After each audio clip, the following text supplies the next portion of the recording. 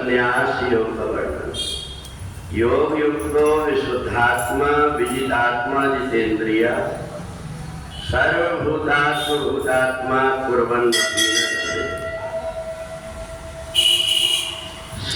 संसार में जो व्यक्ति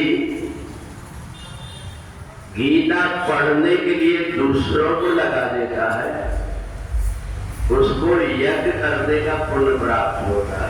योग युक्तो विशुद्धात्मा,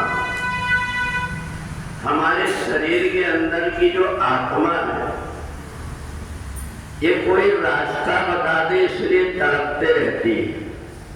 और जब कोई व्यक्ति भगवान की वाणी से उसको जोड़ देता है तो जिस प्रकार से गुरु की वाणी होती है उसी प्रकार से परमात्मा की वाणी होती है।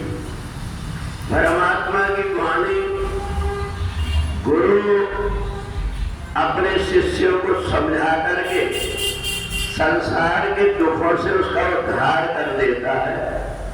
ऐसे ही परमात्मा की वाणी एक अक्षर भी व्यक्ति ने अगर बोल लिया, एक अक्षर भी अपने कान से सुन लिया तो उसके शरीर के अंदर किसी जन्म के कोई पाप रहते नहीं। शरीर के अंदर जब तक के पाप है पिछले जन्म के तब तक व्यक्ति जो भी कार्य करने के लिए जाता है कोई ना कोई उसमें रुकावट आ जाती है। कोई सोचता है मैं इतना प्रयत्न करता हूं परंतु आगे क्यों नहीं बढ़ पाता। उसको ये पता नहीं है उसके जीवन में बड़े बड़े पत्थर की चट्टान पड़ी हुई। पिछले जन्म में जाने अनजाने जो कर्म होते हैं इन कर्मों के कारण व्यक्ति के जीवन में कई प्रकार की दुख और मुसीबत आती है। पर जो व्यक्ति परमात्मा से जुड़ जाता है उसका जीवन सहज और सरल हो जाता है। वो समझ नहीं पाता कि मेरे जीवन में जो सुख आ रहा है ये पहले बहुत प्रयत्न करता था तब नहीं आता था, पर आज बिना प्रयत्न के क्यों आ रहा है।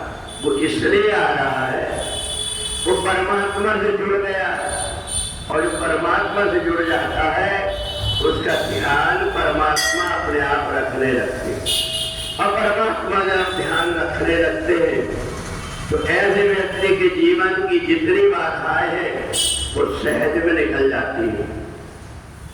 ऐसा नहीं है कि संसार में दुख और मुसीबत किसी पर न आती हो।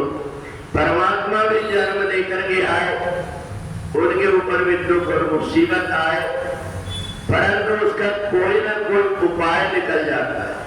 तो इसलिए कर्म संन्यास योग में भगवान कहते हैं जिस बात से हमको कष्ट हो रहा है दूसरा व्यक्ति उस कष्ट से परेशान है, इन्हें जो व्यक्ति उसको रास्ता बता करके परमात्मा से जोड़ देता है उसको तो पुण्य मिलता है, परंतु उसने दूसरों को भी सत्कर्म में लगाया इसका पुण्य भी उसको मिलता है। तो ये जो गीता है जिस प्रकार से हम गंगा में स्नान कर लेते हैं, स्नान नहीं कर पाते तो जल छिड़क लेते हैं तो भी पवित्र हो जाते हैं।